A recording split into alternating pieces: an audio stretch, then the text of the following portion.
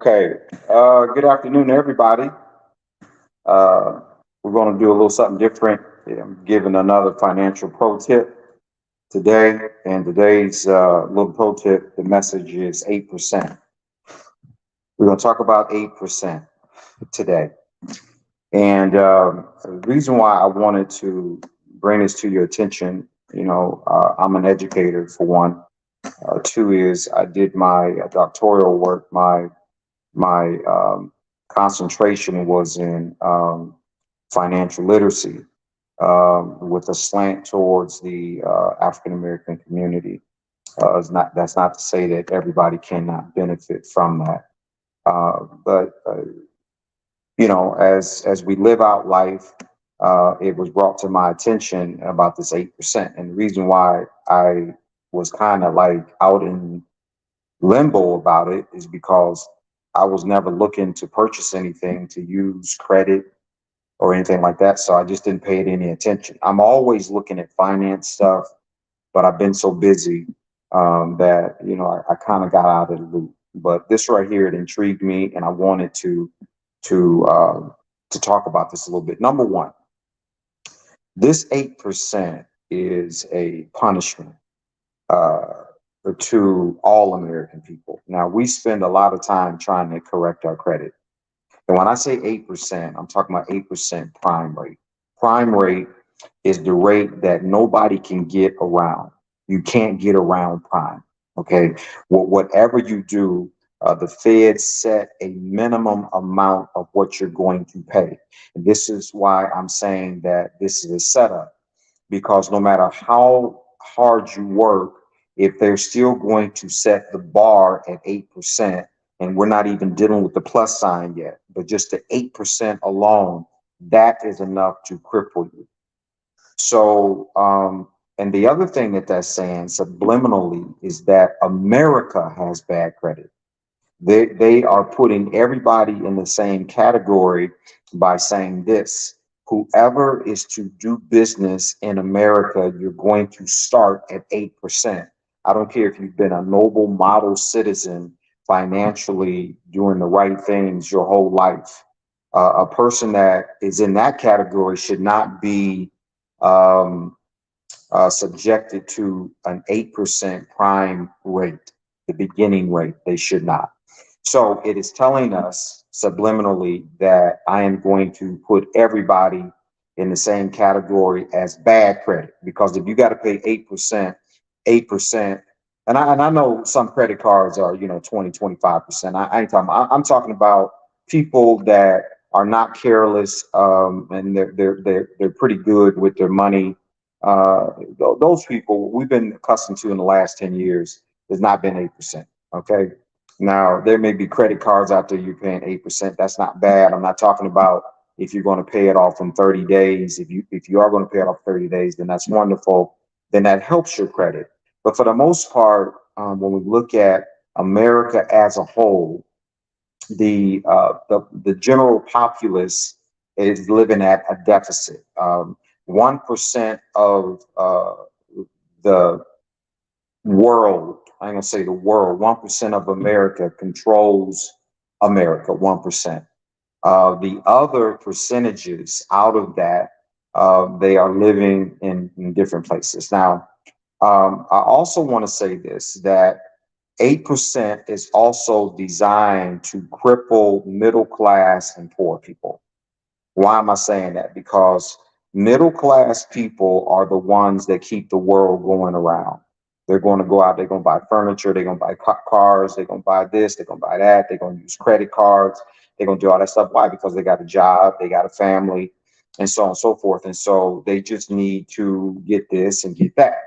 Poor people, on the other hand, they don't really even care. They just trying to live.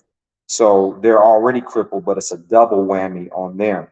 But it's really an indictment to those that are middle class. When I say that, I'm talking about people that's probably at 50,000, 40,000 to $100,000. That's considered, really middle class, and those are the people that are spending money. So you really want to look at that, and you want to be careful and say, what is the overall objective? And so I want to say that if you have the discipline to not spend money in this particular season, you're going to be better off because it is designed to separate the rich from the poor. This is where all this is going to, and I'm glad, it was brought to my attention. It is to separate the rich from the poor because here's the thing. If you continue to spend at 8%, and we ain't even talking about the plus sign because now you, based upon your credit, and we'll get to the credit part in a minute, based upon your credit, it's 8% plus one, plus two, plus three, plus four, plus five. So if you got a credit score of 540, you're paying 8% plus prime for you is, now you at 13, 14, 15%. I don't even know what that would be. But at the end of the day, you can never get out of that debt. That's the whole thing is to create a journey for you, a pathway for you that you will never get out of. Never get out of it. I remember when I was young, I had a Sears credit card. I was in my 20s, and the limit was $2,000 with a 17% interest rate, and it took me 10 years to pay that off. I'm just trying to help you. So think about it because there's two other things that I want to deal with. Maybe I won't have time. One is credit score. And a lot of us, we have to be at the bottom or we're punished because we have made decisions in our past historically that has hurt us to generate good credit scores. So take this time if you can. Number one, it's about discipline. Credit scores is an attitude, it's a mindset. And if you can have the discipline to push back on the things that you lust for, it is to have an insatiable desire to go after things, stuff. I'm not saying don't live. I'm not saying don't enjoy, don't have fun. I'm not saying none of that. What I'm saying though is to do it in balance. And this is not the time to have fun with using credit cards or going out buying cars. If you need a car, you need a car. They bank on that. And so this is part of the Fed's overall plan.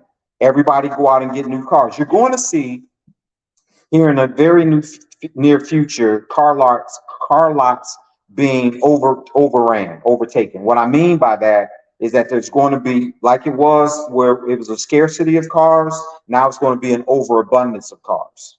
Okay, because what they're going to do is produce more cars than people can purchase, but it's still going to be, like the crab in the box, in the bucket.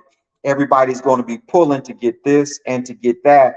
And what the Fed wants, they know that you desire this, you lust after this, and they want you to get in there and drive that interest rate up. So they get everybody in this space, if you will, now high interest rates, prime rate at 8, prime rate at 9, maybe prime may even go to 10%. But they're counting on those of you that are not disciplined to go out there with a 500 credit score, even 600 credit score, and buy all this stuff and use your credit cards and all this. So now what happens is when the prime goes back down, you're not in a good place. See, let me tell you something that happened to me. I actually made money in 2020. I made money in 2020 and it's carrying over into 2023. When a lot of people could not make money, a lot of people were suffering. I was making investments. I was doing that. Why? Because I was taking advantage of the opportunity that was given. What was the opportunity? The prime rate was really low. Interest rates was really low. My credit score was good. You see what I'm saying? So now when I look back, what I said yesterday's live, I said that, I told the lady when she said it's 8%, which I needed to borrow a little money to buy the vehicle. And now after I thought about it, and I said, I got to be crazy. I'm not getting ready to give them no 8%. So if you don't have the cash, you got to make a decision. So I'd rather take my cash, my money, and invest it in something that's going to make money. A car wasn't. I mean, yeah, I could go out and get a Maybach. I go out and get that. I go out and get a G-Wagon. I go out and get a Bentley if that's what you want to do. But at the end of the day, What, get it for what? I got cars. So I'm saying, listen, forget all that. Here's what I'm going to do. I'm going to put my money back in my pocket or wherever I put my money at, and I'm going to invest it because it's not good in my pocket. It's not even good with the banks. Okay, it's good in some type of investment. I wish I had time to really talk to y'all about investments and where to put money at. The last point I want to make here, and I'm beyond, I ain't getting close to what I want to say to you, is when you look at 8, this message is titled, what did I call it?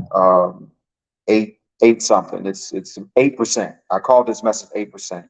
The reason why I call it 8%, the Lord showed me something. He said, Donnie, I want you to notice something. He says, when you look at the number 8, the number 8 has 2 zeros. 0 represents infinity. So 8 now, just notice what's going on because the prime rate is 8%. So if you look at 8, even if you do a figure 8, it's an infinity. It means there's no ending to it. It means that I want you to get on board with something that's not going to end.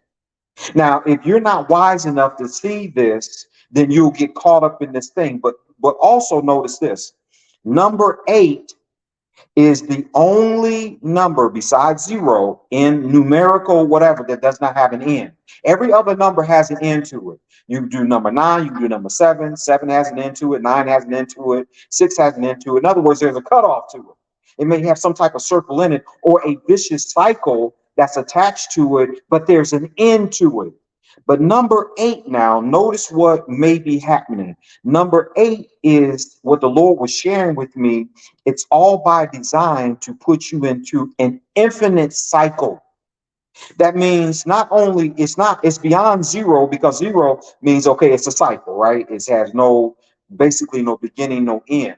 But when you have 2 zeros, it means that I want to do it to you over and over and over again. That's what that's suggesting. And so I said that because I said the Lord enlightened me, and I said, man, that's powerful right there. So I'm just saying that I'm just trying to give you something to think about. I know that's a little spiritual part that goes with it, but but I'm talking in a natural sense because I want to see us as people everywhere to be helped, not to be taken advantage of. So understand what they are trying to do to you, and be wise with your decisions, with your money, with your attitude, and don't go out. You got credit cards, put your credit cards up. If you can't afford it with your cash, then maybe you should think about, maybe I don't need it. Okay. You don't need to go out and use your credit card to buy groceries, spend it on candy bars and all this, use it. I understand that, but use it wisely. That's all I'm saying, because right now it's a setup. Y'all hear what I'm saying? It is a setup, and the feds are out to punish America, and we're getting ready to see the haves and the haves not. And I'm going to talk a little bit more because I talked about Wednesday about the emulsion and the separation with the haves and the have-nots. And don't sleep on this, as they got the saying now, be woke or wake up. It's a setup. It's something that's going on. So I'm telling you right now, we're getting ready to move into another space in the next year or two, and you're going to see a lot of people suffering. Don't say that I didn't tell you so. So you want to work on your credit because you want to be a part of the other crowd. But in order for you to do that, you have to be wise with your spending, with your money, and so on and so forth. Okay, I got to end this right now. I got to get back to work. I just wanted to take a second out because it was on my heart. I want to talk to the people and say, hey, listen, I want you to know that I love you and I want you to be rich. I want you to prosper and all those wonderful things that happens with us in life. Okay, be blessed, and I'll see you a bit later. God bless.